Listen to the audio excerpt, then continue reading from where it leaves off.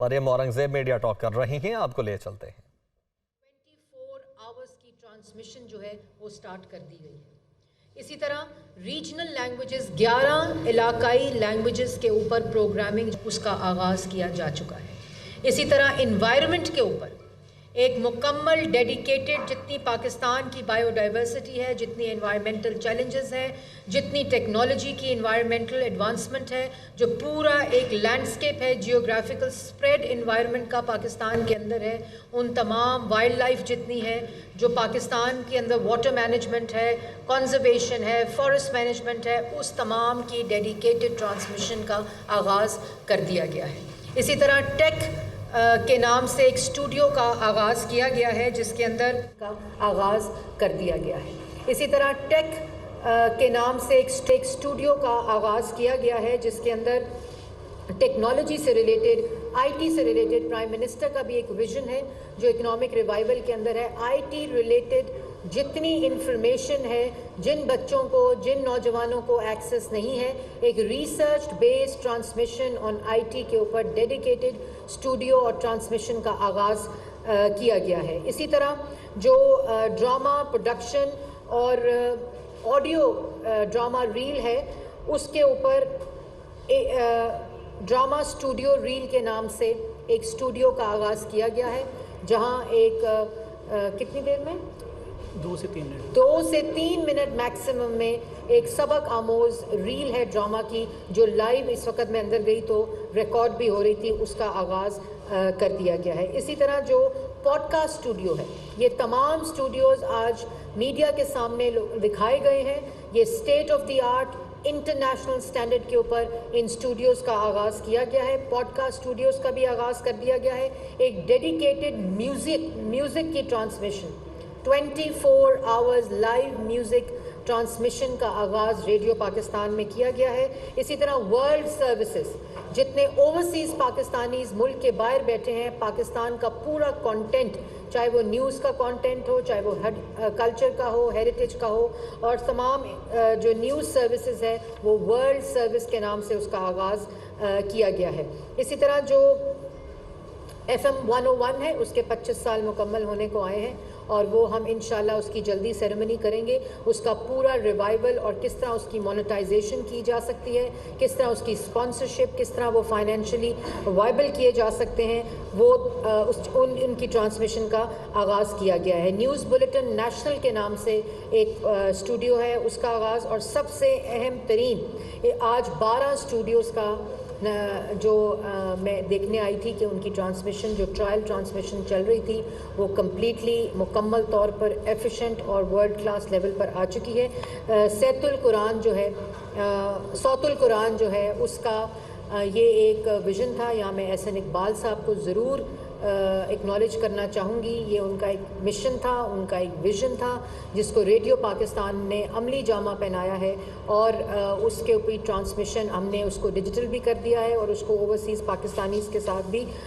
اس کو لنک کر دیا ہے۔ اس کے علاوہ کرنٹ افیئر نیوز کے اسٹوڈیوز ہیں۔ مختصر بات اتنی ہے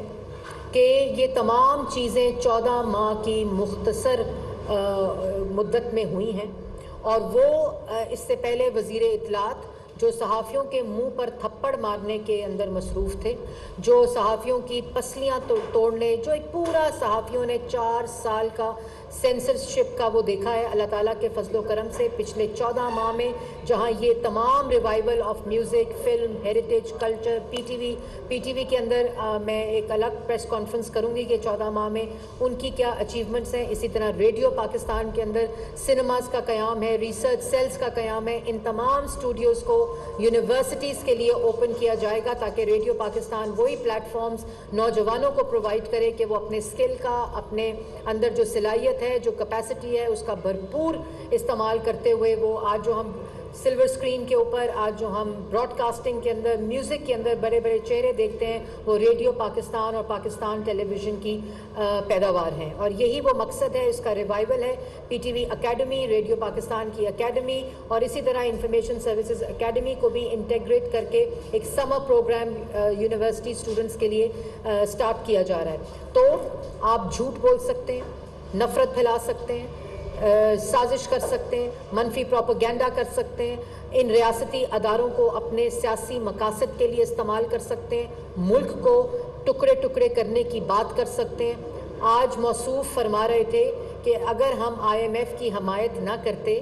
اور اگر ہم ساتھ نہ دیتے تو IMF نہ مانتا اور ملک ڈیفالٹ کر جاتا۔ یہ ذہنی کیفیت ہے، اسی لیے میں کہتی ہوں کہ یہ ایک normal, this can not be normal. تو یہ چوائس ہوتی ہے کہ آپ یہ سب تخریبی کام کریں، یہ فراڈ کریں ملک کے ساتھ، چوریاں کریں، جھوٹ بولیں، الزامات لگائیں، تانے دیں، تہمت لگائیں، افراتفری پھیلائیں۔ دوسری طرف آپ ملک کو تعمیر کر سکتے ہیں، اور جب آپ ملک کو تعمیر کرنے کے مشن پہ نکلتے ہیں تو 14 ماہ کے اندر ہیومن رائٹس کے پوائنٹس، ہیومن رائٹس کی جو ریٹنگ ہے پاکستان کی، کل وہ بہتر ہوئی ہے UN ہیومن رائٹس رپورٹ کے مطابق۔ فچ کی ریٹنگ پاکستان کی اکانومی کے اندر جو آئی ہے وہ بہتری کے انڈیکیٹرز دکھا رہی ہے۔ IMF پروگرام جو سسپینڈڈ تھا، وائلیٹڈ تھا، خلاف ورزی ہوئی بھی تھی، ملک کو ڈیفالٹ کے دہانے پر چھوڑ کر گئے تھے اور روز کہتے تھے ملک سری لنکا بنے گا۔ اللہ تعالیٰ کے فضل و کرم سے اس کو ڈیفالٹ سے نکال کر معیشت کو استحکام دیا ہے۔ آج انشاءاللہ سٹاف لیول اگریمنٹ کی میٹنگ ہے بورڈ میں، اللہ تعالیٰ سے دعا گو ہیں کہ یہ IMF کے لیے دعا گو نہیں ہے، یہ ملک کی معیشت کے استحکام کے لیے دعا گو ہیں۔ اور مجھے امید ہے کہ اسی طرح آپ کے پاس چوائس ہو تو آپ فیٹف کی گرے لسٹ سے نکل جاتے ہیں، فچ کی ریٹنگ بہتر ہوئی، ہیومن رائٹس کی ریٹنگ بہتر ہوئی، فریڈم آف ایکسپریشن کے انڈیکس سائٹ 7 پوائنٹ بہتر ہوا۔ تو کیا وجہ ہے؟ کیا وجہ ہے کہ 4 سال یہی اشاریہ ملک کا وزیر اعظم، پاکستان کا مسلط شدہ وزیر اعظم میڈیا پریڈیٹر کہلاتا تھا؟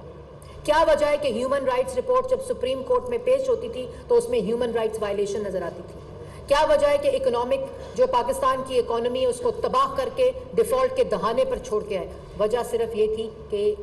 ویژن مختلف تھا، مشن مختلف تھا۔ اب ایک تعمیری ویژن ہے جس کے تمام جو نتائج ہیں وہ آج ریڈیو پاکستان میں دیکھنے کو آ رہے ہیں، پاکستان ٹیلی ویژن میں دیکھنے کو آ رہے ہیں، پاکستان کی اکانومی میں دیکھنے کو آ رہے ہیں، اور ہم بہت جلد آپ کو خوشخبری سنائیں گے کہ ریڈیو پاکستان کا سارا آرکائیو پاکستان کی عوام کے لیے پاکستان کے اندر اور پاکستان کے باہر ڈیجیٹائز کر لیا گیا ہے، اور اس کو آپ کے ٹیلی فونز کے اوپر، جو باہر پاکستانی بیٹھے ہیں، جو پاکستان کے اندر بیٹھے ہیں، آپ کو اپنے فون کے اوپر اس سارے کانٹینٹ کو مہیا کیا جائے گا۔ اور یہ تمام وہ چیزیں ہیں جن کو مکمل کر لیا گیا ہے۔ یہ کوئی پروگرام لانچ نہیں ہو رہا، صرف جو سنیماز ہیں ان کی گراؤنڈ بریکنگ سیریمنی ہوئی ہے کیونکہ فلم پالیسی کو کمپلیٹ ہونا تھا، فلم کاؤنسل اور فنڈ کاؤنسل کو بننا تھا، اس کا ایک پورا میکنزم بننا تھا، اور اب انشاءاللہ اس ریوائول کے ساتھ پاکستان اکنامک معاشی ترقی، پاکستان کی اندر عوام کو روزگار، مہنگائی میں کمی، تمام اکنامک اشاریے بہتر کرنے کا ایک جو مشن، مشکل سیاسی فیصلے لے کر عوام کو خراج تحسین پیش کرتی ہوں کہ انہوں نے ہماری حکومت کے اوپر اعتماد کیا، صبر سے کام لیا، اور اس کے نتائج بھی آج آ رہے ہیں۔ اور جس طرح ہم نے ایک فتنے کو، ایک سازشی ٹولے کو، ایک عدم برداشت پھیلانے والی افراتفری کو، جس سیاسی بصیرت کے ساتھ کولیشن گورنمنٹ نے، کیونکہ وہ تو چاہتے تھے کہ ملک کے اندر افراتفری پھیلے، وہ چاہتے تھے کہ ملک کے اندر سازش ہو، لیکن اس سیاسی بصیرت نے ملک کے اندر جو ایک مشن تھا، ایک نیت تھی کہ اس ملک کو مشکلات سے نکالنا ہے اور ہمیشہ کی طرح دوبارہ ترقی کی راہ پہ ڈالنا ہے، اس کو مکمل کیا گیا ہے۔ میڈم ایک تو بہت مبارکباد آپ کو، میڈم نیشنل براڈ کاسٹر ہے ریڈیو پاکستان کا، اور پھر ان کی قومی ذمہ داریاں بھی ہوتی ہیں، ضروری نہیں ہے کہ مکمل کمرشل بنیادوں پہ چلے۔ دنیا میں BBC ہے یا کوئی اور بھی ہے، وہاں بھی اسٹیٹ ان کو اسپانسر بھی کرتی ہے، مدد بھی کرتی ہے، اور PTV بھی آپ کر رہی ہیں، 35 روپئے بجلی کے بلوں سے ملتے ہیں ان کو، 8-10 ارب روپئے ملتے ہیں۔ ریڈیو پاکستان کا کیا قصور ہے؟ یہ اس کے ملازمین خاص کر پینشنر 4-6 مہینے انتظار کرتے ہیں، یہ ضروری نہیں ہے کہ ایک کمرشل کی قومی ذمہ داری۔ دیکھیں، آپ نے ثناء اللہ صاحب بالکل میرے دل کے قریب سوال کیا ہے، کیونکہ جب بھی ان اداروں